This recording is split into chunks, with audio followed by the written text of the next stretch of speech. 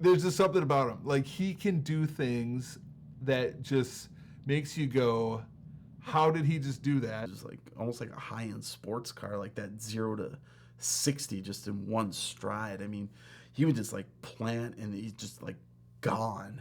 But he was like a heat-seeking missile. Jeepers, man. He could cover because he's such a great athlete, but in the run game, he took great angles, filling against the run. Pound for pound, he's one of my hardest hitters that I have ever coached over the years. You know, Ryan Sjostrom was unbelievable. And for him to sit behind Moats and to not sit behind Moats, he obviously played at the same time, you know, they were all on the field, but Moats got a lot of attention, Weiss got a lot of attention, they got a ton of carries. And Ryan Sjostrom was an unbelievable player. If Ryan Sjostrom is on any other team in the state, he's right up there as an all-state player with Moats. I mean, the guy had unbelievable talent. He could have played wide receiver. He could have played running back. He could have been a quarterback in our offense. So for him to be as unselfish as he was and to not want the ball more, that just shows you right there the way the whole team was. You know, I don't ever remember anybody ever that season complaining about not getting the ball or complaining about carries or complaining about, you know, Moats getting all the attention or anything else. And I think that's led with guys like Sjostrom and the way he played and how unselfish he was. You know, you look down at state, they're kicking off and they look and go, well, don't kick it to Moats, let's just kick it to this number 5 over here. And he picks it up and runs it back for a touchdown. I mean, that's Ryan Sjostrom. So for my most underrated player, it's like I said, it sounds weird because he's one of the big 3, is Ryan Sjostrom. When I think about Ryan Sjostrom, I think about defense. I think about a couple words that come to mind are kind of lightning in a bottle. I think about just a pure football player. He was like he played strong safety and ended up moving around a lot depending on strength side, and we kind of strategically move him around to do different things. Sometimes against some of the better quarterbacks, he had to play a lot more coverage.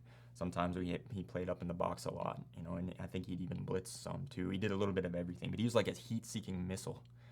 Jeepers, man. He could cover because he's such a great athlete, but in the run game, he took great angles, filling against the run. There's a play that I'll never forget against Badger Greenbush where they had a pretty good sneaky little quarterback and the kid was trying to run around to the right side and he got cut off by the sideline and he had to cut it up, and here comes Sjostrom. Perfect angle. Sjostrom lowered his shoulder at him. The kid caught the kid right in the chest, and the kid, it was like running into a brick wall. Sjostrom just stood over him. Probably shouldn't have done that. It was maybe a little cocky, but hey, man, it set the tone for our defense, and he was just tough like that. 3 words that describe Ryan Sjostrom: fast, smooth, physical. I think pound for pound, he's one of my hardest hitters that I have ever coached over the years. There's a couple others that fit into his category, but he's right there. And he's just kind of a sleek athlete that maybe doesn't look like he's going to bring a lot, but he looked really good in uniform. Very much the epitome of kind of what a football player would look like.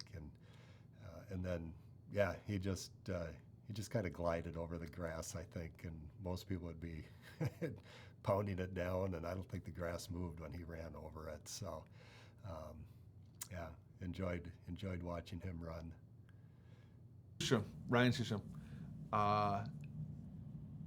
most amazing athlete. I think as just a singular athlete, even today, like even when I was like 25 and would run into Ryan Sjostrom at Lifetime playing basketball, I'd be like, and he's not on my team, I'd be like, that guy's gonna smoke you, right? Because Sjostrom was like, there's just something about him. Like, he can do things that just makes you go, how did he just do that? And he was like that the whole time. And mind you, we had like 10 other really good football players, right? And so Yeah, so, and just to see some of the stuff that he did in the games, and Schuster made plays, and he was everywhere, and he's just was built for this. He was built for football. That's it. Schuster. Like, I don't know if I've ever seen anyone like be able to like plant their foot and go. It was like almost like a high-end sports car, like that 0 to 60 just in one stride. I mean, he would just like plant and he's just like gone. I don't.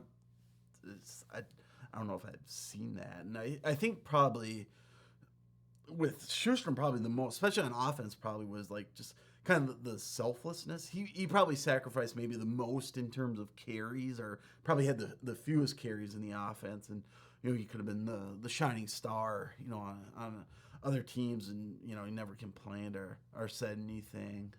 So I always found that to be really impressive. He didn't really care as long as we were winning, and on defense, like he was hard hitting.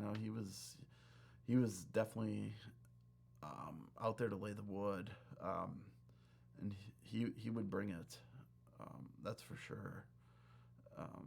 Yeah, you did not want to be where he would get a good shot on you. There was one play, they pitched it to the outside, and it was Dylan like chasing him, so the guy couldn't cut back. So I had an angle, and if he would have cut back, he'd have got tackled. So I knew we had to meet, and we collided. It was the biggest collision all year, and that was awesome. I love that stuff. When he can't cut back, and it's like, here we go, let's do it.